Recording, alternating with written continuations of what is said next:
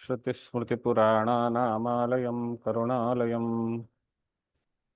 नमामि भगवत्पादशङ्करं लोकशङ्करं शङ्करं शङ्कराचार्यं केशवं बादरायणं सूत्रभाष्यकृतौ वन्दे भगवन्तौ पुनः पुनः भारतीकरुणापात्रं भारतीपदभूषणं भारतीपदमारूढं भारतीतीर्थमाश्रये विद्याविनयसम्पन्नं वीतरागं विवेकिनं वन्दे वेदान्ततत्त्वज्ञं विधुशेखरभारतीं परमं क्लिष्टवेदान्तं परया श्लक्ष्णया गिरा यो बोधयति तं वन्दे परमानन्दभारतीम् जन्माद्यस्य यतोऽन्वयादितरतश्चार्थेष्वभिघ्नस्वराट् तेने ब्रह्महृदाय आदिकवये मुह्यन्ति यत्सूरयः तेजो वारिमृदां यथा विनिमयो यत्र त्रिसर्गो मृषा धाम्ना स्वेन सदा निरस्तकुहकं सत्यं परं धीमहि ಜಿಜ್ಞಾಸುಗಳೇ, ಬಾದರಾಯಣ ಪ್ರಣೀತವಾಗಿರುವಂತಹ ಶ್ರೀಮದ್ ಭಾಗವತ ಮಹಾಪುರಾಣ ಅದರಲ್ಲಿ ಚತುರ್ಥ ಸ್ಕಂದದಲ್ಲಿ ಪೃಥು ಚರಿತ್ರೆಯನ್ನು ನೋಡ್ತಾ ಇದ್ದೀವಿ. ಪೃಥುವು 99 ಯಜ್ಞಗಳನ್ನು ಮಾಡಿ 100ನೇ ಯಜ್ಞವನ್ನು ಚತುರ್ಮುಖ ಬ್ರಹ್ಮನ ಒಂದು ಆಜ್ಞೆಯಂತೆ ಸ್ಥಗಿತಗೊಳಿಸಿ ಮೊಟಕುಗೊಳಿಸಿ ಇಂದ್ರನು ಮೇಲಿನ ಮೇಲೆ ಆ ಯಜ್ಞಾಶ್ವವನ್ನು ಅಪಹರಣ ಮಾಡ್ತಾ ಇದ್ದರು.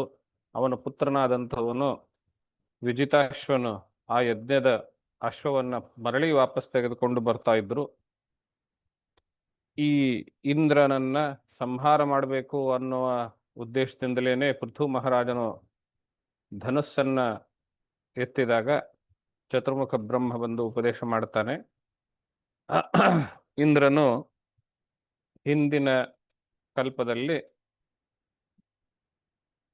ಅವತಾರದಲ್ಲಿ ಯಜ್ಞಾವತಾರನಾಗಿದ್ದನು. ವಿಷ್ಣುವಿನ 24 ಅವತಾರಗಳಲ್ಲಿ ಯಜ್ಞಾವತಾರವಾಗಿದ್ದನು. ಅವನೇ ಇವಾಗ ಇಂದ್ರನಾಗಿದ್ದಾನೆ. ಯಜ್ಞಪತಿಯೇ ಅವನು, ಯಜ್ಞಾಧ್ಯಕ್ಷನೂ ಅವನು. ಆದ್ದರಿಂದ ಅವನನ್ನು ಸಂಹಾರ ಮಾಡುವಂತಹದ್ದು ಸೂಕ್ತವಲ್ಲ. ಮತ್ತು ಹಾಗಾದ್ರೆ ಇಂದ್ರನು ಮಾಡಿರುವಂತಹ ಈ ಕಾರ್ಯಗಳಿಗೆ ಅಂತ ಹೇಳಿದ್ರೆ ಅದಕ್ಕೆ ಸಾಕ್ಷಾತ್ ವಿಷ್ಣುವೇನೇ ಬಂದು ಅವನನ್ನು ಹಿಡಿದುಕೊಂಡು ಬಂದು, ಇಲ್ಲಿದ್ದಾನೆ ನಿನ್ನ ಅಪರಾಧಿ, ಅವನನ್ನ ಶಿಕ್ಷೆ ಕೊಡದೆ ಕ್ಷಮಿಸ್ಬಿಡು ಅಂತ ಭಗವಂತ ವಿಷ್ಣು ಹೇಳುವಂತಹದ್ದು. ಈ ಎಲ್ಲದರಿಂದ ಅವನು 100ನೇ ಯಜ್ಞ ಮುಗಿಸಿದ್ರೆ ಏನಾಗ್ತಿತ್ತು? ಇಂದ್ರ ಪದವಿ ಸಿಗ್ತಾ ಇತ್ತು. ಹಾಗೆ ನೋಡಿದ್ರೆ ಅವನಿಗೆ ಮುಂಚೆಯಿಂದಲೂ ಇಂದ್ರ ಪದವಿನಲ್ಲಿ ಯಾವ ಆಸಕ್ತಿ ಇರಲಿಲ್ಲ. ಆ ಇಂದ್ರ ಪದವಿ ಆಸಕ್ತಿ ಇರಲಿಲ್ಲ ಅನ್ನೋದ್ರಿಂದ ಆ ಇಂದ್ರ ಪದವಿ ಬೇಕಾಗಿಲ್ಲ ಅನ್ನೋದನ್ನ ಇಟ್ಕೊಂಡು 100ನೇ ಯಜ್ಞ ಮಾಡಲಿಲ್ಲ. ಅದು ಒಂದು. ಹಾಗೆ ಮಾಡದೇ ಇದ್ರೂ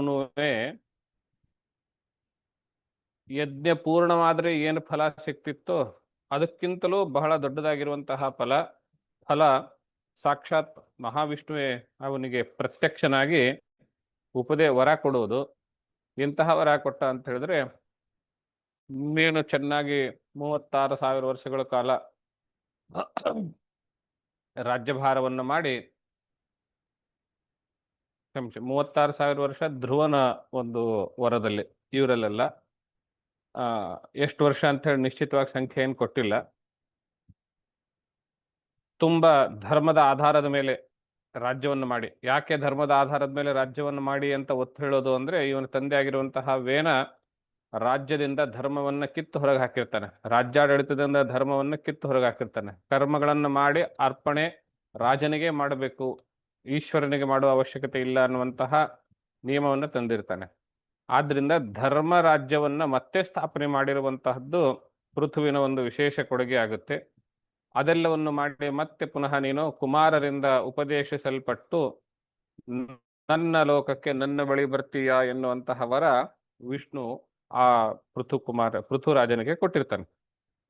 ಇದು 100ನೇ ಯಜ್ಞ ಪೂರ್ತಿ ಮಾಡಿದ್ರೆ ಏನ್ ಫಲ ಸಿಕ್ತಿತ್ತೋ ಅದಕ್ಕಿಂತಲೂ ದೊಡ್ಡ ಫಲ ಅಲ್ವೇ ಇದು. 100ನೇ ಯಜ್ಞ ಪೂರ್ತಿ ಮಾಡಿದ್ರೆ ಬಹಳ ಅಂದ್ರೆ ಇಂದ್ರ ಪದವಿ ಸಿಕ್ತಿತ್ತು. ಆ ಇಂದ್ರ ಪದವಿಯು ಅದ್ರ ಪುಣ್ಯ ಮುಗಿದ ಮೇಲೆ ಮತ್ತೆ ವಾಪಸ್ಸು ಮನುಷ್ಯನಾಗೆ ಬರಬೇಕು. ಆದ್ರೆ ಯಜ್ಞವನ್ನು ಮುಗಿಸದೇ ಇದ್ರೂನುವೆ ಸಾಕ್ಷಾತ್ ಮಹಾವಿಷ್ಣುವೇ ಅಲ್ಲಿ ಬಂದಿರುವುದರಿಂದ ಅದಕ್ಕಿಂತಲೂ ದೊಡ್ಡ ಫಲ ಯಾವುದೂ ಇಲ್ಲ. ಮತ್ತು ಅವನು ಏನು ವರ ಕೊಟ್ಟ, ನನ್ನ ಲೋಕದಲ್ಲಿ ನನ್ನನ್ನು ಬಂದು ಸೇರ್ತೀಯ ಮದ್ಭಾವಯ ಉಪಪದ್ಯತೆ ಅಂತ, ನನ್ನ ಭಾವವನ್ನೇ ಹೊಂದುತ್ತೀಯ ನೀನು ಅಂತ ಹೇಳಿರುವಂತಹದ್ದು ವಿಶೇಷವಾಗಿರುವಂತಹ ಫಲ ಆಗಿತ್ತು. ಆ ಯಜ್ಞವನ್ನು ಮುಗಿಸಿ ಅಂದ್ರೆ ಆ ವಿಷ್ಣುವಿನಿಂದ ವರ ಎಲ್ಲ ತೆಗೆದುಕೊಂಡು ಬಂದು ತನ್ನ ನಗರಕ್ಕೆ ಅವನು ಪ್ರವೇಶ ಮಾಡುವಾಗ ಇಡೀ ನಗರವನ್ನೇ ಒಂದು ಮದುವೆಯ ಮಂಟಪದಂತೆ ಛತ್ರದಂತೆ ಸಿಂಗಾರ ಮಾಡಿ ಜನ ಬಹಳ ಆದರ ಗೌರವದಿಂದ ಅವನಿಗೆ ಸ್ವಾಗತ ಮಾಡಿಕೊಳ್ತಾರೆ.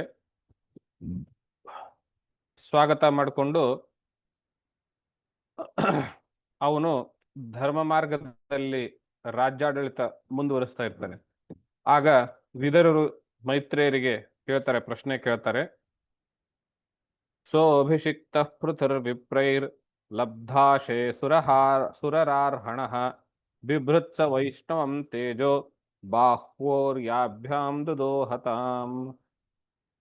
ಆ ಅಭಿಷಿಕ್ತನಾಗಿರುವಂತಹ ಅಂದ್ರೆ ಪಟ್ಟಾಭಿಷೇಕ ಕೂಡಿದಿರುವಂತಹ ಆ ರಾಜನು ತನ್ನ ಬಾಹುಬಲದಿಂದಲೇನೆ ಗೋರೂಪದ ಭೂಮಿಯನ್ನ ದೋಹನ ಮಾಡಿದ್ನಲ್ಲ, ಅಂತಹ ಮಹಾ ಭಾಗವತ ಭಗವದ್ಭಕ್ತನಾಗಿರುವಂತಹ ಅವನು ರಾಜ್ಯವನ್ನ ಆಳ್ತಾ ಮುಂದೇನ್ ಮಾಡ್ದ ಅನ್ನುವಂತಹ ವಿಚಾರ, ಮುಂದೇನಾಯ್ತು ಅನ್ನುವಂತಹ ಪ್ರಶ್ನೆ ಕೇಳ್ತಾರೆ. ಅವಾಗ ಮೈತ್ರೇಯರು ಉತ್ತರ ಕೊಡ್ತಾರೆ. ಏಕದಾಸೀನ್ ಮಹಾಸತ್ರ ದೀಕ್ಷಾ ತತ್ರ ದಿವೌಕಸಾಂ ಸಮಾಜೋ ಬ್ರಹ್ಮರ್ಷೀಣಾಂ ರಾಜರ್ಷೀಣಾಂಚ ಸತ್ತಮ. ಅವನು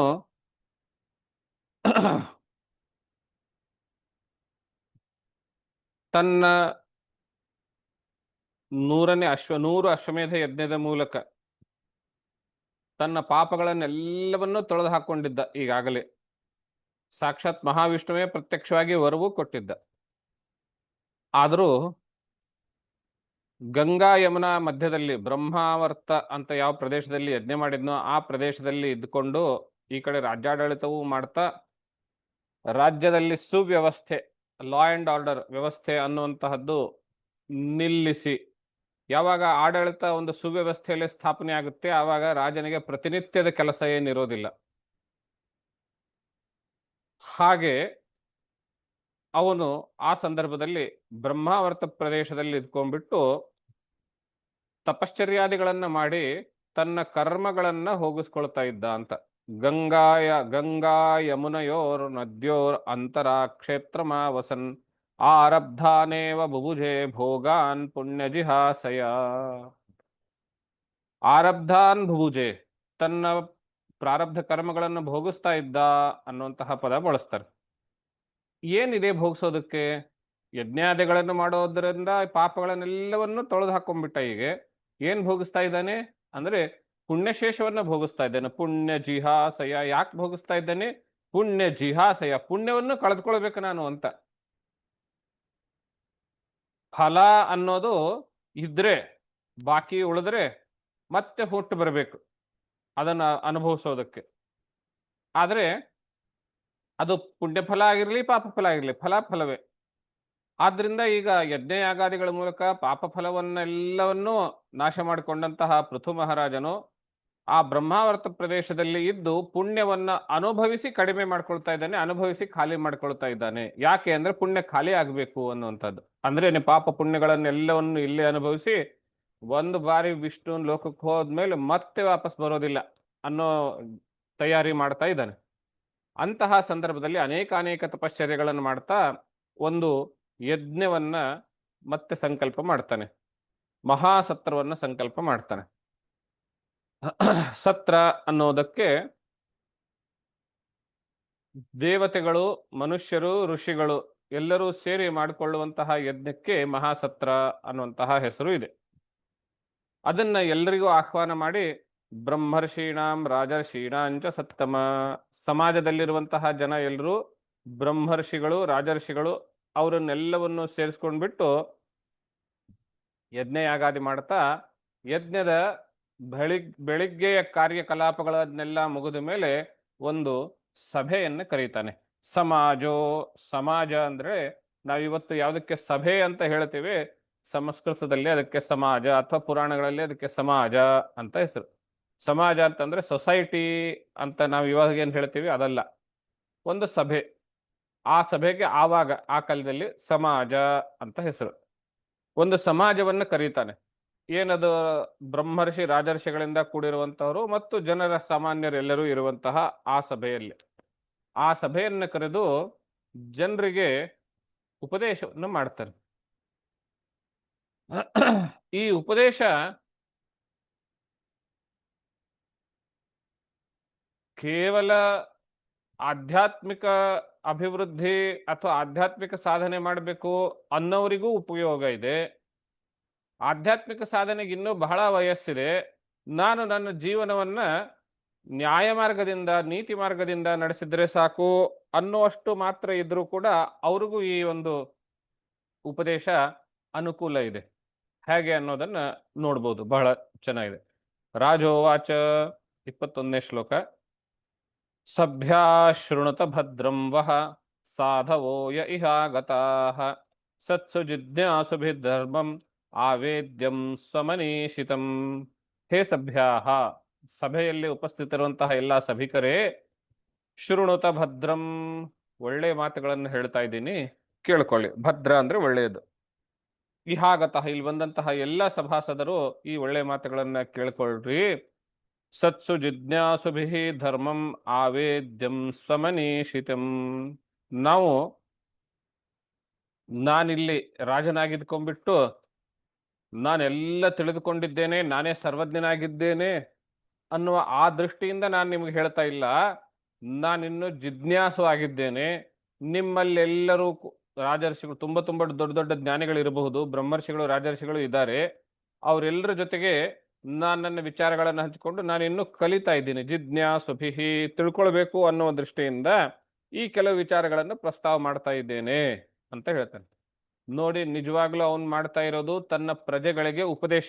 ಆದರೆ ಭಾಷೆ ಹೇಗಿದೆ? ನಾನು ಇನ್ನೂ ಕಲಿತಾ ಇದ್ದೀನಿ, ನಾನು ಇನ್ನೂ ತಿಳಿದುಕೊಳ್ಬೇಕಾಗಿದೆ ಅನ್ನುವರಿಂದನ್ನು ಹೇಳಿ ತನ್ನ ಉಪದೇಶವನ್ನು ಹೇಳ್ತಾನೆ. ನಾನು ರಾಜನು, ನಾನು ಸರ್ವಾಧಿಕಾರಿ, ನಾನು ಸರ್ವಜ್ಞ ಅನ್ನುವಂತಹ ಅಹಂಕಾರದ ಲವಲೇಶವು ಆ ರಾಜನ ಹತ್ರ ಸುಳಿದು ಹೋಗಿರ್ಲಿಲ್ಲ, ಅವನ ಭಾಷೆನಲ್ಲೇ ಗೊತ್ತಾಗುತ್ತೆ. ಆಮೇಲೆ ಏನ್ ಹೇಳ್ತಾನೆ? ಅಹಂ ದಂಡಧರೋ ರಾಜ ಪ್ರಜಾನಾಮಿಹ ಯೋಜಿತಃ ರಕ್ಷಿತಾ ವೃತ್ತಿದಸ್ವೇಷು ಸೇತುಷು ಸ್ಥಾಪಿತಾ ಪೃಥಕ್. ನಾನು ಯೋಜಿತಃ, ನಿಯೋಜಿಸಲ್ಪಟ್ಟಿದ್ದೇನೆ. ಐ ಆಮ್ ಅಪಾಯಿಂಟೆಡ್ ಅನ್ನುವಂತಹ ಪದ ಬಳಸ್ತಾನೆ. ಯೋಜಿತಃ, ನಾನು ನಿಯೋಜಿಸಲ್ಪಟ್ಟಿದ್ದೇನೆ.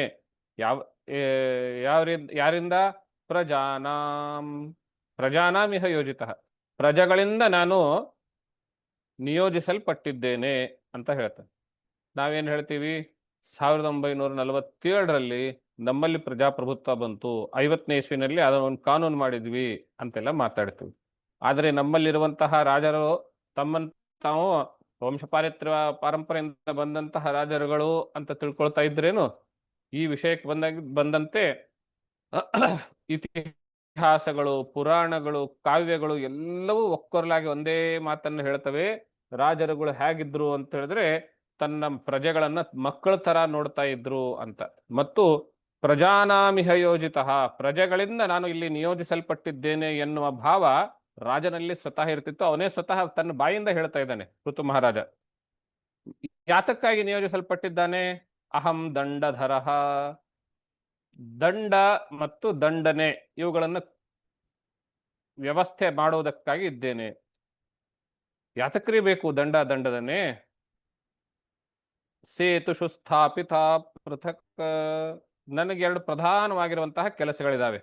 ಒಂದು, ರಕ್ಷಿತಾ ವೃತ್ತಿದಃ, ಎಲ್ಲ ಸಮಾಜದ ಎಲ್ಲ ಜನರ ಅವರವರ ಬದುಕುವುದಕ್ಕೆ ಮಾಡಿಕೊಳ್ಳುವ ಉಪಾಯ, ಜೀವನೋಪಾಯ ಏನಿದೆ, ಯಾವುದನ್ನು ನಾವು ವೃತ್ತಿ ಅಂತ ಹೇಳ್ತೇವೆಯೋ ಆ ವೃತ್ತಿಗಳನ್ನ ಅವರು ಸುಗಮವಾಗಿ ನೋಡಿಕೊಂಡು ಹೋಗುವಂತೆ ವ್ಯವಸ್ಥೆ ಮಾಡುವುದು ನನ್ನ ಮೊದಲನೇ ಜವಾಬ್ದಾರಿ.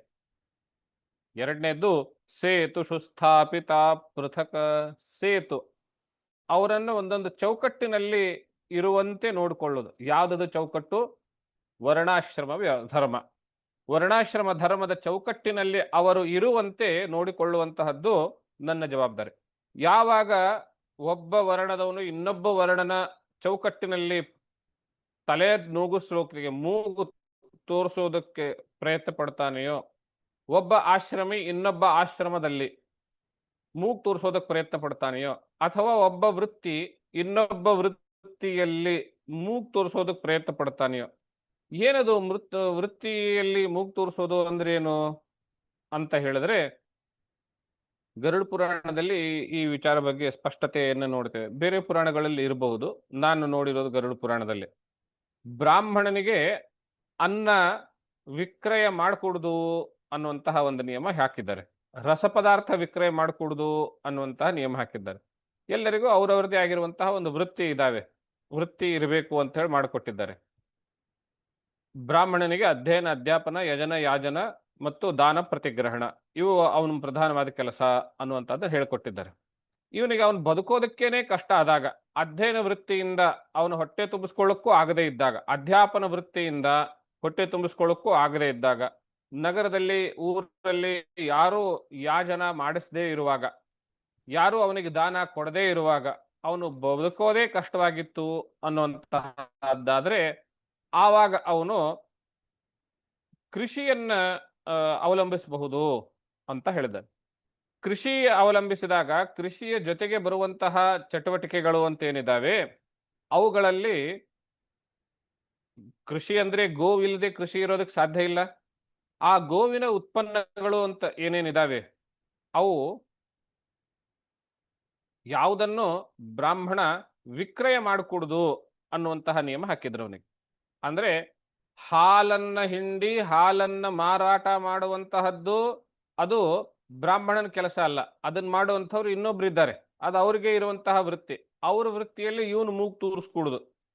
ಹಾಗೆ ನಗರಕ್ಕೆ ಹೊರಗಡೆಯಿಂದ ಬಂದಂಥವರು, ವಾಸದಲ್ಲಿರುವಂಥವ್ರು, ಯಾರಿಗೆ ಮನೆ ಇಲ್ಲ ಅವರಿಗೆ ಊಟ ಇತ್ಯಾದಿಗಳ ವ್ಯವಸ್ಥೆ ಮಾಡೋದಕ್ಕೆ ಆ ಕೆಲಸಕ್ಕೆ ಇನ್ನೊಬ್ರಿದ್ದಾರೆ, ಅವ್ರು ನೋಡ್ಕೊಳ್ತಾರೆ. ವೈಶ್ಯರು ಅಂತ ಅವ್ರು ನೋಡ್ಕೊಳ್ತಾರೆ ಅವ್ರ ವ್ಯವಸ್ಥೆ. ಬ್ರಾಹ್ಮಣ ಆ ವಿಷಯ ಅನ್ನ ವಿಕ್ರಯ ಮಾಡುವಂತಹ ವಿಷಯಕ್ಕೆ ಕೆಲಸಕ್ಕೆ ಹೋಗ್ಕೂಡುದು ಅನ್ನುವಂಥದ್ದು. ಹಾಗೆ ಈ ರೀತಿಯ ಸೂಕ್ಷ್ಮಗಳು. ಒಬ್ಬ ಅವನ ವೃತ್ತಿಯನ್ನು ಬಿಟ್ಟು ಇನ್ನೊಂದು ವೃತ್ತಿಯಲ್ಲಿ ಮೂಗು ತೂರಿಸ್ಕೂಡುದು ಅನ್ನುವಂತಹದ್ದು ನಿಯಮ. ಆ ನಿಯಮಗಳನ್ನ ಸರಿಯಾಗಿ ಪಾಲಿಸ್ತಾ ಇದ್ದಾರೋ ಇಲ್ವೋ ಅಂತ ನೋಡ್ಕೊಳ್ಳೋದು ರಾಜನ ಕರ್ತವ್ಯ. ಹಾಗೆ ನೋಡ್ಕೊಳ್ಳೋದಕ್ಕೇನೆ ನೀವೆಲ್ಲರೂ ಪ್ರಜೆಗಳು ನನ್ನನ್ನು ನಿಯೋಜಿಸಿದ್ದೀರಿ. ಯಾರು ಈ ಕೆಲಸದಲ್ಲಿ ಎಡವುತ್ತಾರೆಯೋ, ತಪ್ಪು ಮಾಡ್ತಾರೆಯೋ, ಎಡವೋದಲ್ಲ ತಪ್ಪು ಮಾಡ್ತಾರೆಯೋ ಅವರಿಗೆ ದಂಡ ಕೊಡೋದು ಅವನ ಜವಾಬ್ದಾರಿನೇ. ಒಬ್ರು ಇನ್ನೊಬ್ಬರ ಕೆಲಸದಲ್ಲಿ ಮೂಗು ತೂರಿಸ್ಕೊಡುದು ಅನ್ನುವಂಥ. ಅಂದ್ರೆ ರಾಜ ಅವನು ರಾಜ್ಯಾಡಳಿತ ಬಿಟ್ಟು, ರಾಜ್ಯಾಡಳಿತ ಅಂದ್ರೇನು ಬರೀ ಆಡಳಿತ ಮಾಡೋದು ಅಂತಲ್ಲ, ಧರ್ಮ ರಕ್ಷಣೆ, ಸ್ತ್ರೀ ರಕ್ಷಣೆ, ಗೋರಕ್ಷಣೆ, ಭೂರಕ್ಷಣೆ, ಮತ್ತು ಯಾರು ಅಶಕ್ತರಿರ್ತಾರೆಯೋ, ಅನಾಥರಿರ್ತಾರೆಯೋ, ಬಾಲರು, ವೃದ್ಧರು ಇರ್ತಾರೆಯೋ ಅವರ ರಕ್ಷಣೆ, ಯಾರು ತಮ್ಮನ್ನು ತಾವು ಕಾಪಾಡಿಕೊಳ್ಳೋದಕ್ಕಾಗೋದಿಲ್ವೋ ಅವ್ರ ರಕ್ಷಣೆ ಮಾಡೋದಕ್ಕೆ ಸದಾ ಕಟಿಬದ್ಧನಾಗಿರ್ಬೇಕು. ಅವನಲ್ಲಿ ಅಧಿಕಾರ ಇರಲಿ ಇಲ್ಲದೆ ಇರಲಿ, ಶಾರೀರಿಕವಾಗಿ ಅವನು ತಯಾರಾಗಬೇಕು. ಅದಕ್ಕೋಸ್ಕರ ಪ್ರಾಣ ಕೊಡೋದಕ್ಕೂ ಹಿಂದೆ ಮುಂದೆ ನೋಡಬಾರ್ದು. ಇದು ಅವನ ಕೆಲಸ. ಅದನ್ನು ಬಿಟ್ಟು ಅವನು ಒಂದು ಗುರುಕುಲ ತಕೊಂಡು ನಾನು ವೇದ ಪಾಠಶಾಲಾ ಶುರು ಮಾಡ್ತೇನೆ ಅಂತ ಹೇಳಿದ್ರೆ ಅದು ಬ್ರಾಹ್ಮಣನ ವೃತ್ತಿಯಲ್ಲಿ ಮೂಗು ತೋರಿಸೋದಾಗತ್ತೆ. ರಾಜ ವೈಶ್ಯನಾಗಿರುವಂಥವನು ಸಮಾಜಕ್ಕೆ ಬೇಕಾಗಿರುವಂತಹ ಭರಣ ಪೋಷಣ ಕೆಲಸ ಮಾಡಬೇಕು. ಯಾವ್ದು ಸಮಾಜದಲ್ಲಿ ಅವಶ್ಯಕತೆ ಇದೆ, ಯಾವ ಧಾನ್ಯ ಎಲ್ಲಿಂದ ತರಬಹುದು, ಯಾವ ವಸ್ತ್ರಗಳು ಎಲ್ಲಿಂದ ತರಬಹುದು, ಯಾವ ದ್ರವ್ಯಗಳು ಎಲ್ಲಿಂದ ತರಬಹುದು, ಇವುದನ್ನು ನೋಡಿಕೊಂಡು ಅವನು ವ್ಯಾಪಾರಾದಿಗಳನ್ನು ಮಾಡ್ತಾ ಸಾರ್ಥ ಅಂತ ಹೋಗ್ತಾ ಇದ್ರು. ಬೇರೆ ಬೇರೆ ಕಡೆ ನಮ್ಮಲ್ಲಿ ಸಿಗುವ ವಸ್ತುಗಳನ್ನ, ಉತ್ಪನ್ನಗಳನ್ನ ಬೇರೆ ಕಡೆ ಮಾರೋದು, ಅಲ್ಲಿಂದ ವಸ್ತುಗಳನ್ನು ತೆಗೆದುಕೊಂಡು ಬಂದು ಇಲ್ಲಿ ಮಾರೋದು, ಇದು ಅವನ ಕೆಲಸ. ಹಾಗೆ ಮಾಡದೇನೆ ಅವನು ಒಂದು ಗುಂಪು ಕಟ್ಟಿಕೊಂಡು ನಾನು ಧರ್ಮ ರಕ್ಷಣೆ ಮಾಡ್ತೇನೆ, ನಾನು ಭೂರಕ್ಷಣೆ ಮಾಡ್ತೇನೆ ಅಂತ ಹೇಳಿ ತನ್ನದೇ ಆಗಿರುವಂತಹ ಸೇನೆ ಕಟ್ಕೊಳ್ಳೋದು ಅವನು ರಾಜನ ಕೆಲಸದಲ್ಲಿ ಮೂಗು ತೋರಿಸೋದು ಅಂತ ಆಗುತ್ತೆ. ಹೀಗೆ ಒಬ್ರು ಇನ್ನೊಬ್ರಿಗೆ ವೃತ್ತಿಯಲ್ಲಿ ಮೂಗು ತೋರಿಸ್ಕೊಡುದು, ಇದಕ್ಕೆ ಸೇತುಷು ಸ್ಥಾಪಿತ, ಅವರಿಗೆ ಅವರವರ ಚೌಕಟ್ಟಿನಲ್ಲಿ ನಿಲ್ಲಿಸುವಂತಹದ್ದು. ಬ್ರಹ್ಮಚಾರಿಯಾಗಿರುವಂಥವನು ಅಧ್ಯಯನ ಮಾಡಬೇಕು. ಅವನು ಕೆಲಸಕ್ಕೆ ಹೋಗಿ ದುಡ್ಡು ಸಂಪಾದನೆ ಮಾಡಿ ನೋಡ್ಕೊಳ್ಳೋದು ಅದು ಗೃಹಸ್ಥನ ಕೆಲಸ. ಬ್ರಹ್ಮಚಾರಿಯಾಗಿರೋನು ಕೆಲಸಕ್ಕೆ ಹೋಗೋದಿಲ್ಲ ದುಡ್ಡು ಸಂಪಾದನೆಗೋಸ್ಕರ. ಗೃಹಸ್ಥನಾಗಿರ್ಕೊಂಡು ಮನೆ ನೋಡ್ಕೊಳ್ಳೋದು, ಸಮಾಜವನ್ನು ನೋಡ್ಕೊಳ್ಳುವಂತಹದ್ದು, ದಾನ ಧರ್ಮಾದಿಗಳನ್ನು ಮಾಡ್ತಾ ಇರುವಂತಹದ್ದು, ಯತಿಗಳು ಬಂದ್ರೆ ಅವರಿಗೆ ಅನುಕೂಲ ಮಾಡಿಕೊಡುವಂತಹದ್ದು, ಅದನ್ನೆಲ್ಲ ನೋಡ್ಬೇಕು. ಅದನ್ನು ಬಿಟ್ಟುಬಿಟ್ಟು ನಾನು ಅಧ್ಯಯನ ಮಾಡ್ತೀನಿ ಅಂತೇಳಿ ಗೃಹಸ್ಥನಾದಂಥವನು ಕೂಡೋದಿಲ್ಲ. ಅದು ಬ್ರಹ್ಮಚಾರಿಯ ಕರ್ಮದಲ್ಲಿ ಮೂಗು ತೋರಿಸೋದು ಅಂತ ಆಗತ್ತೆ. ಸನ್ಯಾಸಿ ಆಗಿದ್ದವನು ಧರ್ಮ ಬೋಧನೆ ಮಾಡಬೇಕು, ಧರ್ಮ ರಕ್ಷಣೆ ಮಾಡಬೇಕು. ಅದನ್ನು ಬಿಟ್ಬಿಟ್ಟು ನಾನು ದುಡ್ಡು ಸಂಪಾದನೆ ಮಾಡ್ತೀನಿ ಅಂತ ಹೇಳಿ ಕೆಲಸ ಮಾಡಿ ದುಡ್ಡು ಸಂಪಾದನೆ ಮಾಡುವಂತಹದ್ದು ಸನ್ಯಾಸಿಯ ಕೆಲಸ ಅಲ್ಲ, ಅದು ಗೃಹಸ್ಥನ ಕೆಲಸದಲ್ಲಿ ಮೂಗು ತೋರಿಸೋದು. ಹೀಗೆ ಎಲ್ಲರೂ ಅವರವರ ವೃತ್ತಿಗಳಲ್ಲಿ ಅವರವರ ಆಶ್ರಮದ ವರ್ಣಾಶ್ರಮದ ಚೌಕಟ್ಟಿನಲ್ಲಿ ಇದಾರೆಯೋ ಇಲ್ಲವೋ ಅವರನ್ನ ಅವರವರ ಚೌಕಟ್ಟಿನಲ್ಲಿಯೇನೆ ಸ್ಥಾಪಿತವಾಗಿಡೋದು, ತನ್ನ ಚೌಕಟ್ಟಿನ ಎಲ್ಲೇ ಮೀರದಂತೆ ನೋಡಿಕೊಳ್ಳುವಂತಹದ್ದು. ಹಾಗೇನಾದರೂ ಅವರು ವರ್ತಿಸಿದ್ರೆ ಅವರಿಗೆ ನಿರ್ದಾಕ್ಷಿಣ್ಯವಾಗಿ ದಂಡವನ್ನು ಕೊಡುವಂತಹದ್ದು. ಹಾಗೆ ದಂಡ ಕೊಡೋದಕ್ಕೇನೆ ರಾಜನು ಪ್ರಜೆಗಳಿಂದ ನಿಯೋಜಿಸಲ್ಪಟ್ಟಿದ್ದಾನೆ. ಈ ಮಾತನ್ನು ಸ್ವತಃ ರಾಜನೇ ಹೇಳ್ತಾ ಇದ್ದಾನೆ. ಅಹಂ ದಂಡಧರೋ ರಾಜ ಪ್ರಜಾನಾಮಿಹ ಯೋಜಿತ ರಕ್ಷಿತ ವೃತ್ತಿದಸ್ವೇಷು ಸೇತುಷು ಸ್ಥಾಪಿತ ಪೃಥಕ್. ಹೀಗೆ ಇದನ್ನು ಹೇಳಿ ಆಮೇಲೆ ಮುಂದಿನ ಮಾತೇನು ಹೇಳ್ತಾನೆ 24ನೇ ಶ್ಲೋಕದಲ್ಲಿ, ಯೌದ್ಧರೇತ್ ಕರಂ ರಾಜ ಪ್ರಜಾಧರ್ಮೇಶ್ವ ಶಿಕ್ಷಯನ್ ಪ್ರಜಾನಾಂ ಶಮಲಂ ಭುಂಕ್ತೆ ಭಗಂಚ ಸ್ವಂ ಸಹ. ರಾಜನಾದಂಥವನು ಪ್ರಜೆಗಳಿಗೆ ಅಶಿಕ್ಷಯನ್, ಅವರಿಗೆ ಶಿಕ್ಷೆ ಕೊಟ್ಟು ಅವರವರನ್ನ ತಮ್ಮ ತಮ್ಮ ವರ್ಣಾಶ್ರಮದಲ್ಲಿ ವೃತ್ತಿಗಳಲ್ಲಿ ನಿಲ್ಲುವಂತೆ, ಒಂದು ಸರಳ ಭಾಷೆಯಲ್ಲಿ ಹೇಳೋದು ಅಂತಂದ್ರೆ ಅವರನ್ನ ಪಳಗಿಸುವುದಂತೆ ನೋಡ್ಕೊಂಡ್ರೆ, ಪಳಗಿಸದಂತೆ ಇದ್ರೆ, ರಾಜನು ಅವರವರನ್ನ ಪಳಗಿಸದಂತೆ ಅಂದ್ರೆ ಸಮಾಜ ವ್ಯವಸ್ಥೆಗೆ ಹೇಗೆ ಬೇಕೋ ಹಾಗೆ ಪಳಗಿಸದಂತೆ ವರ್ತನೆ ಮಾಡಿ ಬರೀ ಟ್ಯಾಕ್ಸ್ ಸಂಗ್ರಹ ಮಾಡ್ದ ಅಂತ ಹೇಳಿದ್ರೆ ಅವಾಗ ಏನಾಗುತ್ತೆ, ಉದ್ಧರೇತ್ ಕರಂ, ಕರ ಅಂದ್ರೆ ಟ್ಯಾಕ್ಸ್. ರಾಜನು ಪ್ರಜೆಗಳಿಗೆ ಸರಿಯಾದ ಶಿಕ್ಷಣ ಕೊಡದೆ, ಸರಿಯಾದ ಶಿಕ್ಷಣ ಅಂದ್ರೆ ಬರೀ ಲೌಕಿಕ ಶಿಕ್ಷಣ ಅಂತಲ್ಲ, ವರ್ಣಾಶ್ರಮ ವ್ಯವಸ್ಥೆಯನ್ನ ಸರಿಯಾಗಿ ಚಾಚು ತಪ್ಪದೆ ಪಾಲಿಸೋದು. ಆ ಶಿಕ್ಷಣ ಕೊಡದೆ ಕೇವಲ ಕರವನ್ನ ಸಂಗ್ರಹ ಮಾಡಿದ್ದೇ ಆದ್ರೆ ಅವಾಗ ಏನಾಗುತ್ತೆ, ಪ್ರಜಾನಾಂ ಶಮಲಂ ಭುಂಕ್ತೆ, ಪ್ರಜೆಗಳ ಪಾಪವನ್ನು ಸ್ವೀಕರಿಸ್ತಾನೆ ಕರದ ಜೊತೆಗೆ. ಶಮಲ ಅಂದ್ರೆ ಪಾಪ, ಪ್ರಜೆಗಳ ಪಾಪವನ್ನು ಆ ರಾಜ ಹೊರಬೇಕಾಗುತ್ತೆ. ಅಷ್ಟೇ ಅಲ್ಲ, ಭಗಂಚ ಸ್ವಂ ಜಹಾತಿ ಸಹ, ತನ್ನ ಸ್ವಂತ, ಭಗ ಅಂದ್ರೆ ಪುಣ್ಯ, ಇದರಿಂದಲೇನೆ ನಾವೇನು ಹೇಳ್ತೇವೆ, ನಮ್ಮ ಪೂರ್ವ ಜನ್ಮದ ಸೌಭಾಗ್ಯ ಅಂತ ಹೇಳ್ತೀವಿ. ಭಗದಿಂದಲೇನೆ ಬಂದಿರುವಂತಹದ್ದು ಸೌಭಾಗ್ಯ ಪದ, ಅದು ಪುಣ್ಯ ಅಂತಲೇನೆ ಅರ್ಥ. ತನ್ನ ಸ್ವಂತ ಪುಣ್ಯವನ್ನು ಕಳೆದುಕೊಳ್ತಾನೆ. ರಾಜನಾದಂತವನು ಪ್ರಜೆಗಳಿಗೆ ಸರಿಯಾದ ರೀತಿಯಲ್ಲಿ ನಡೆಸಿಕೊಳ್ಳದೆ ಇದ್ರೆ, ಈಗ ನಾವು ಪ್ರಜೆಗಳಿಗೆ ದಂಡ ಕೊಡೋದು, ದಂಡ ಹಾಕೋದು ಅಥವಾ ದಂಡಿಸೋದು ಅನ್ನುವ ಮಾತು ಬಂದಾಗ ಬಹಳ ದೊಡ್ಡ ದಾಂಧಲೆಯನ್ನು ಶುರು ಮಾಡಿಬಿಡ್ತಾರೆ. ಸಿವಿಲ್ ರೈಟು, ಆ ರೈಟು, ಹ್ಯೂಮನ್ ರೈಟು, ಅದು ಇದು ಅಂತೆಲ್ಲ ಇರ್ತದೆ. ಆದ್ರೆ ಪ್ರಜೆಗಳಿಗೆ, ತಪ್ಪು ಮಾಡಿದವರಿಗೆ ಶಿಕ್ಷೆಯನ್ನು ಕೊಟ್ಟು ಇನ್ನೊಬ್ಬರಿಗೆ ತಪ್ಪು ಮಾಡೋದಕ್ಕೆ ಧೈರ್ಯ ಮಾಡದಂತೆ ನೋಡ್ಕೊಳ್ಬೇಕಾಗಿರೋದು ರಾಜನ ಕರ್ತವ್ಯ. ಅವನು ಹಾಗೆ ಮಾಡದೆ ಸುಮ್ಮನೆ ಬರೀ ಟ್ಯಾಕ್ಸ್ ಸಂಗ್ರಹ ಮಾಡ್ತಾ ಇದ್ದ ಅಂದ್ರೆ ಜನರ ಆ ಟ್ಯಾಕ್ಸ್ ಜೊತೆಗೆ ಜನರ ಪಾಪ ಭಾಗವನ್ನು ಅವನು ಸ್ವೀಕಾರ ಮಾಡಬೇಕಾಗ್ತದೆ, ಪಾಪವನ್ನು ಅವನು ಹೊರಬೇಕಾಗ್ತದೆ, ತಾನು ಸ್ವಂತ ಮಾಡಿರುವಂತಹ ಪುಣ್ಯವನ್ನು ಕಳ್ಕೊಳ್ಬೇಕಾಗ್ತದೆ. ಇಷ್ಟು ಹೇಳಿ ಆಮೇಲೆ ಜನರಿಗೆ ಪ್ರಾರ್ಥನೆ ಮಾಡ್ತಾನೆ. ಆದ ಕಾರಣದಿಂದ ಜನರೇ, ನೀವು ನಿಮ್ಮ ನಿಮ್ಮ ಚೌಕಟ್ಟಿನಲ್ಲಿರಿ ಅನ್ನೋ ಮಾತನ್ನು ಹೇಳ್ತಾನೆ. ಹಾಗಿದೆ ನೋಡಿ, ಬಿ ಇನ್ ಯುವರ್ ಲಿಮಿಟ್ ಅಂತ ನೇರವಾಗಿ ಹೇಳಿದ್ರೆ ಹೇಗಿರುತ್ತೆ, ಇಷ್ಟು ಪೂರ್ವ ಪೀಠಿಕೆ ಹಾಕಿ ನಿಮ್ಮ ನಿಮ್ಮ ಸೇತುವೆ ಮಧ್ಯದಲ್ಲಿಯೇನೆ ಇರಿ, ನಿಮ್ಮ ನಿಮ್ಮ ಎಲ್ಲೆಯ ಮಧ್ಯದಲ್ಲಿಯೇ ಇರಿ ಅಂತ ಹೇಳೋದು ಹೇಗಿರುತ್ತೆ. ಪೃಥು ಮಹಾರಾಜನ ಭಾಷೆ ಶೈಲಿ ಗಮನಿಸಿ. ತತ್ಪ್ರಜಾ ಭರ್ತೃಪಿಂಡಾರ್ಥಂ ಸ್ವಾರ್ಥಮೇವಾನಸೂಯವಃ ಕುರುತೋ ಕ್ಷಜಧಿಯರ್ಯಸ್ತರ್ಹಿ ಮೇನುಗ್ರಹ ಕೃತಃ.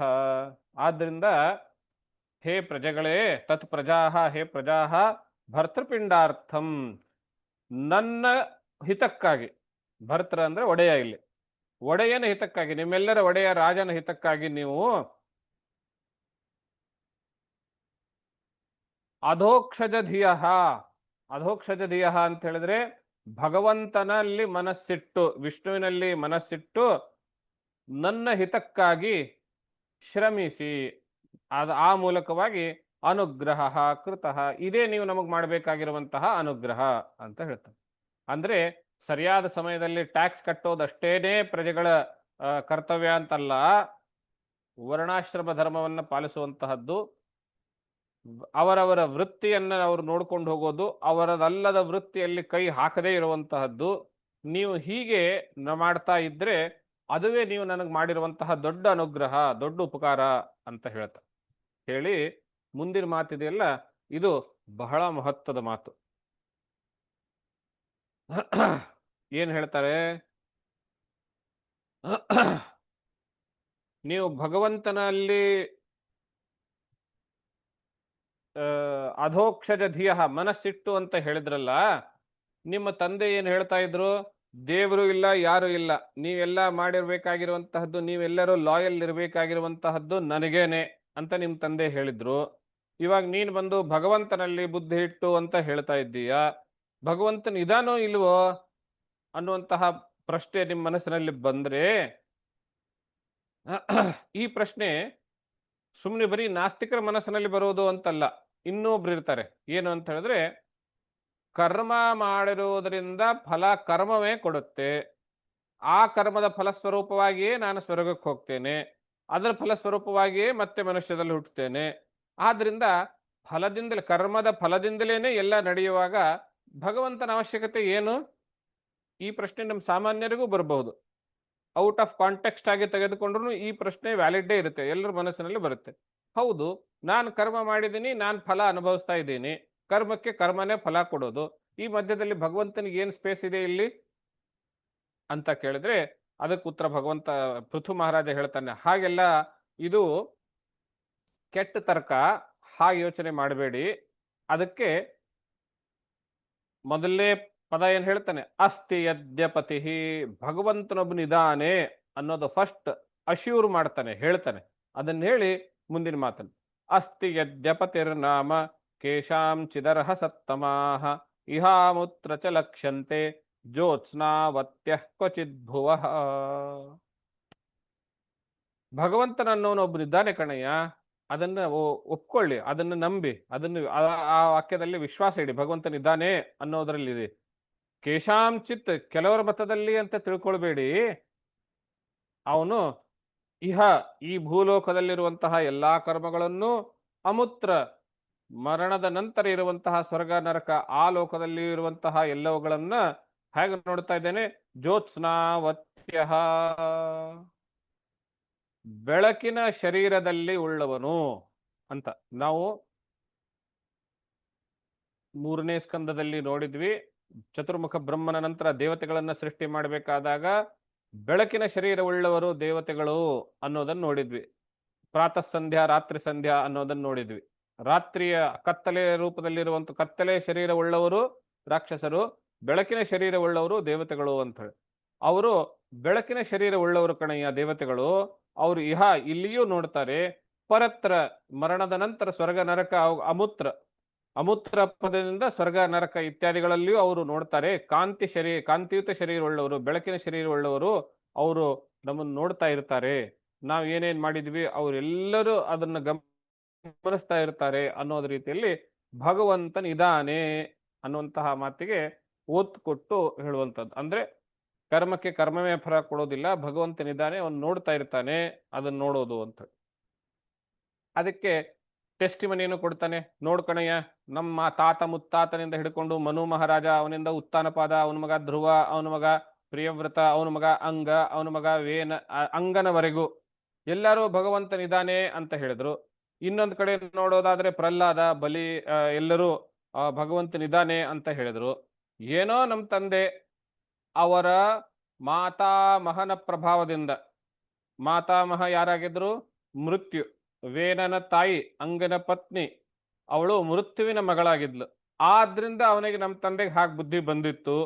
ಆ ಮಾತನ್ನ ನೀವು ಇಟ್ಕೊಳ್ಳೋದೇನೆ ಇಷ್ಟು ಜನ ಹೇಳ್ತಾ ಇದ್ದಾರೆ ಭಗವಂತನಿದ್ದಾನೆ ಅಂತ ಹೇಳಿ, ಈ ಕಡೆ ಗಮನ ಇಟ್ಟು ನೀವು ನೋಡಿ ಭಗವಂತನಿದ್ದಾನೆ ಅನ್ನೋದನ್ನ ಗ್ರಹಿಸಿ ಅಂತ ಹೇಳಿ, ತಮೇವ ಯೂಯಂ ಭಜತಾತ್ಮವೃತ್ತಿರ್ಮನೋ ವಚಃ ಕಾಯ ಗುಣೈ ಸ್ವಕರ್ಮಭಿಃ ಅಮಾಯಿನಃ ಕಾಮದುಘಾಂಗ್ರಿ ಪಂಕಜಂ ಯಥಾಧಿಕಾರ ವಸಿತಾರ್ಥ ಸಿದ್ಧಯಃ.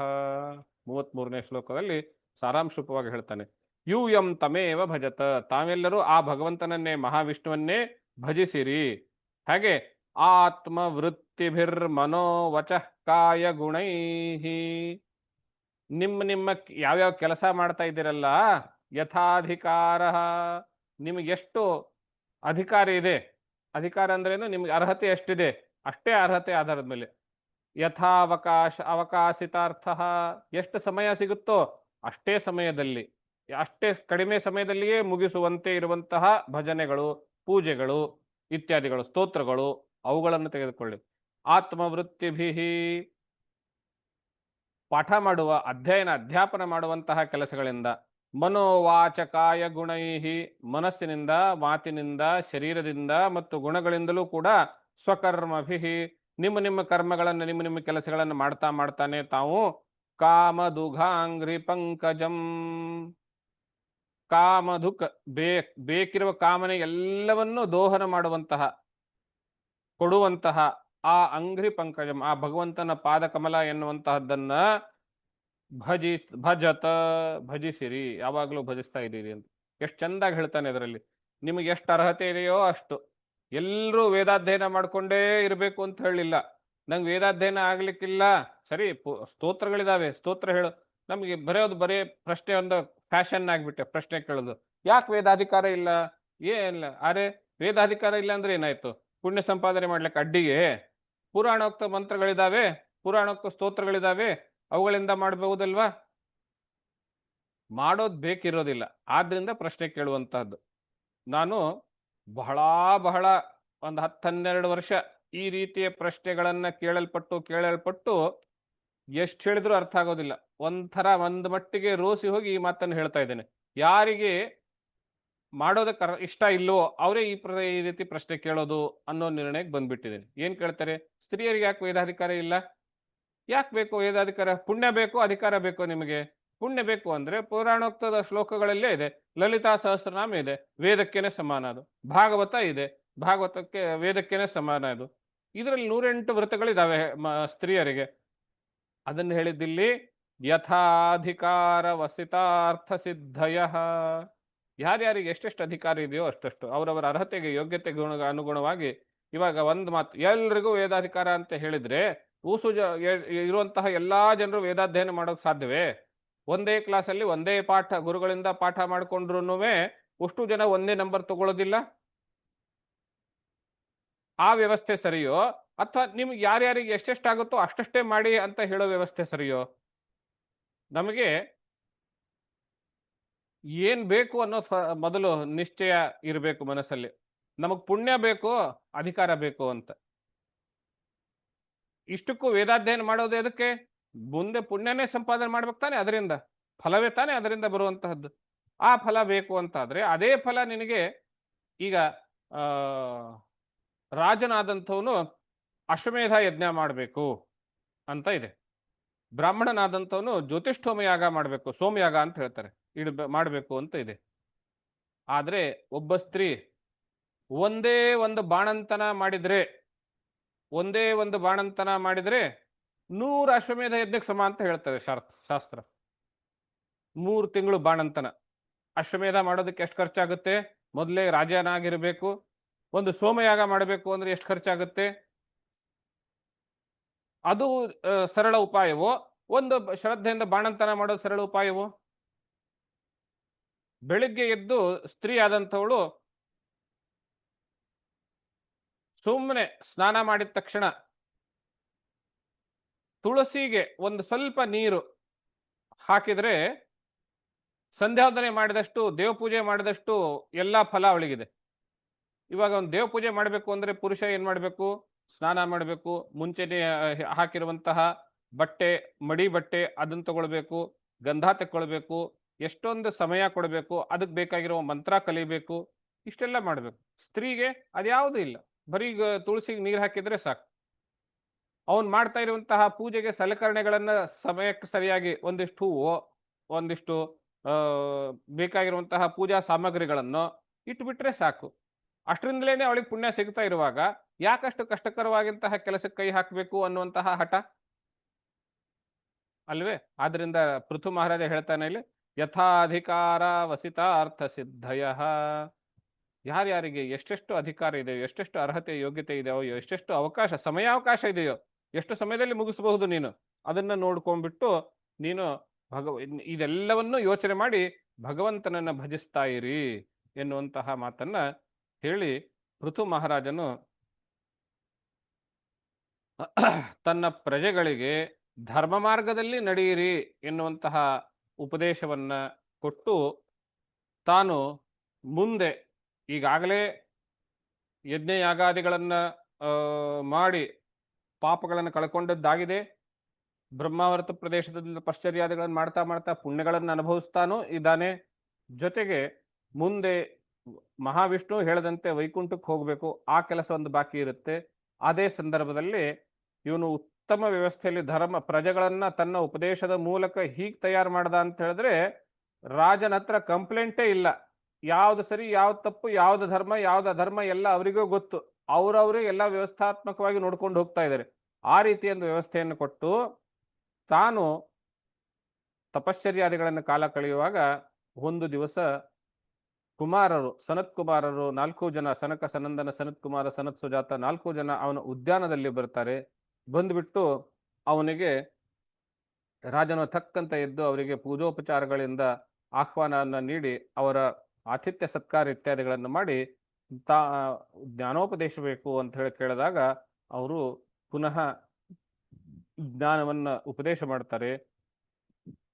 ಏನು ಉಪದೇಶ ಮಾಡ್ತಾರೆ ಅಂದ್ರೆ ಭಾಗವತದಲ್ಲಿ ಮೇಲೆ ಮೇಲೆ ಹೇಳಿರುವಂತಹ ಮತ್ತೆ ಮತ್ತೆ ಹೇಳಿರುವಂತಹ ಅದ್ವೈತ ತತ್ವವನ್ನೇ ಉಪದೇಶ ಮಾಡುವಂತಹವರಾಗ್ತಾರೆ. ಈ ಭಗವಂತನ ಅನ್ನುವಂಥವನು ಅವ್ಯಕ್ತನಿದ್ದಾನೆ, ನಿರ್ಗುಣನಿದ್ದಾನೆ. ಮಾಯೆಯ ಮೂಲಕ ತ್ರಿಗುಣಗಳನ್ನ ಸ್ವೀಕರಿಸಿ, ಪ್ರಕೃತಿಯ ಮೂಲಕ ತ್ರಿಗುಣಗಳನ್ನ ಸ್ವೀಕರಿಸಿ ಸೃಷ್ಟಿ ಸ್ಥಿತಿ ಲಯಗಳನ್ನ ಮಾಡ್ತಾ ಇರ್ತಾನೆ. ಈ ಅವನಿಂದಲೇನೆ ಈ ಜಗತ್ತು ಎಲ್ಲದರಲ್ಲಿಯೂ ಅವನು ವ್ಯಾಪಿಸ್ಕೊಂಡಿದ್ದಾನೆ. ತನ್ನನ್ನು ತಾನೇ ನಿರ್ಮಿಸಿಕೊಳ್ಳುತ್ತಾನೆ, ಅಂದ್ರೆ ಜಗತ್ತಿಗೆ ಉಪಾದಾನ ಕಾರಣವ ಆಗಿದ್ದಾನೆ. ಹಾಗಾಗಿ ನಾವೆಲ್ಲರೂ ಈ ಜಡ ಜಗತ್ತು ಎಲ್ಲವೂ ಸೇರಿಸಿಬಿಟ್ಟು ಆ ಭಗವಂತನಿಗಿಂತ ಬೇರೆ ಎಲ್ಲ, ಬ್ರಹ್ಮಕ್ಕಿಂತ ಬೇರೆ ಎಲ್ಲ ಅನ್ನುವಂತಹ ಅದ್ವೈತ ತತ್ವವನ್ನು ಹೇಳ್ತಾನೆ. ಅವರು ಉಪದೇಶವನ್ನು ಕೇಳ್ತಾ ಕೇಳ್ತಾ ಅವನಿಗೆ ಸಾಕ್ಷಾತ್ ವೈಕುಂಠ ಲೋಕಕ್ಕೆ ಹೋಗುವಂತೆ ಅಣೆಯಾಗಿ ವಿಷ್ಣು ಲೋಕದಿಂದ ವಿಷ್ಣು ಪಾರ್ಷದರು ಬಂದು ಅವನನ್ನು ಕರೆದುಕೊಂಡು ಹೋಗ್ತಾರೆ. ಹೋಗುವ ಸಂದರ್ಭದಲ್ಲಿ ತನ್ನ ಮಗನಾಗಿರುವಂತಹ ವಿಜಿತಾಶ್ವನಿಗೆ ಪಟ್ಟಾಭಿಷೇಕವನ್ನು ಮಾಡಿ ಅವನಿಗೆ ರಾಜ್ಯದ ಆಡಳಿತವನ್ನು ಅವನಿಗೆ ಒಪ್ಪಿಸಿ ಅವನು ಮುಂದೆ ವಿಷ್ಣು ಲೋಕಕ್ಕೆ ಹೋಗುವಂತಹ ಅಡಿಯಾಗ್ತಾನೆ ಅಂತ ಹೇಳ್ತಾ ನಾವಿಲ್ಲಿ ಗಮನಿಸಬೇಕಾಗಿರುವಂತಹ ಅಂಶ ಏನು, ಮುಂಚೆ ಅವನು ಅಶ್ವಮೇಧ ಯಾಗಗಳನ್ನು ಮಾಡ್ದ, ಆವಾಗ ಸಾಕ್ಷಾತ್ ಮಹಾವಿಷ್ಣು ಪ್ರತ್ಯಕ್ಷವಾದ. ಆಮೇಲೆ ಧರ್ಮ ಮಾರ್ಗದಲ್ಲಿ ರಾಜ್ಯಾಡಳಿತವನ್ನು ಮಾಡ್ದ, ಜನರಿಗೆ ಧರ್ಮ ಮಾರ್ಗದಲ್ಲಿ ನಡೆಸುವಂತೆ ಉಪದೇಶವನ್ನು ಮಾಡ್ದ, ತಾನೂ ತಪಶ್ಚರ್ಯಾದಿಗಳನ್ನ ಸಾಕಷ್ಟು ಸಾಧನೆಯನ್ನು ಮಾಡ್ದ. ಆಮೇಲೆ ಕುಮಾರರು ಬಂದು ಜ್ಞಾನೋಪದೇಶ ಮಾಡಿದ್ರು. ಆವಾಗ ಅವನು ಇದೆಲ್ಲವನ್ನು ಬಿಟ್ಟು ವೈಕುಂಠಕ್ಕೆ ಹೋದ, ವಿಷ್ಣು ಲೋಕಕ್ಕೆ ಹೋದ, ಸಾಯುಜ್ಯ ಪದವಿಯನ್ನು ಪಡೆದ ಅಂತೇಳಿ.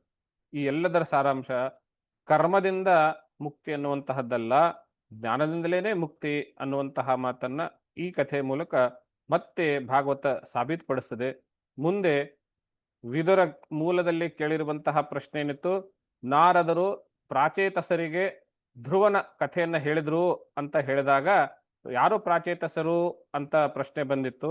ಆ ಪ್ರಾಚೇತಸರವರೆಗೆ ಹೋಗಬೇಕಾಗಿದೆ. ಅದರ ಭಾಗ ಮುಂದಿನ ಭಾಗದಲ್ಲಿ ನಾವು ನೋಡೋಣ.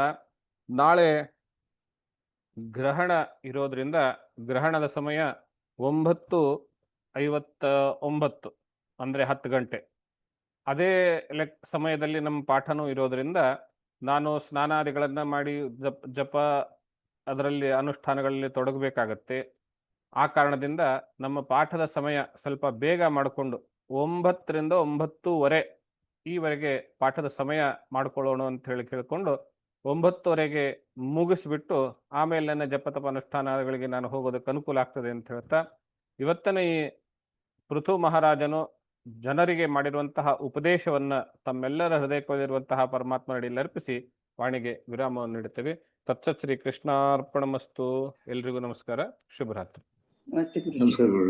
ನಮಸ್ತೆ ಆಚಾರ್ಯ. ನಮಸ್ಕಾರ ಗುರುಗಳೇ.